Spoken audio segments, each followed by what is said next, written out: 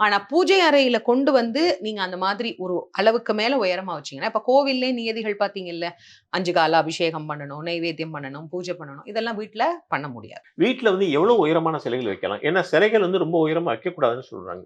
ஏன் அத சொல்லியிருக்கிறாங்கன்னா, சிலைகள் வைக்க உயரமாக, உயரமாக அதனுடைய பூஜை முறைகள் அதிகப்படுத்திக் கொண்டே போகணும். கோயில் விக்கிரகம் லெவல்ல வைக்கிறாங்க. அதான் சொல்ல வந்தேன். அது வந்து நீங்க ஒரு ஷோகேஸ்ல வச்சுடுறீங்க.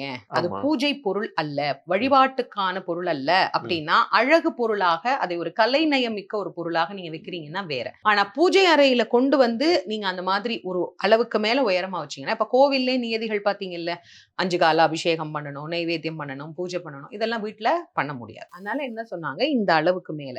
நம்ம வந்து ஒரு 1/2 அடி சொல்லுவோம். ஒரு 1/2 அடிக்கு மேல விக்கிரகங்கள் பொதுவாகவே வைக்காதீங்க. ஏன்னா, நம்ம வழிபட்டுட்டு போயிருவோங்க சுலபமா. ஆனா நமக்கு பின்னாடி வர சந்ததியினர் அத கொண்டி கடல்ல போடுறதா, ஆத்துல போடுறதா, குளத்துல போடுறதா, இல்ல எங்க கொண்டி தொலைக்கிறது அப்படின்னு தெரியாம பரன்லாம் போட்டு வச்சு பல பேர் அத எனக்கு நெறைய கேட்பாங்க. இந்த மாரி எதிர்கால சந்ததியினருக்கும் தொல்லை இல்லாம, நாம வழிபடுறத எளிமையாக வழிபட்டுட்டு போயிரலாம் அப்படின்னு தான் அந்த காலத்துல அதுக்கு ஒரு அளவீடும் குறிப்பிட்டாங்க.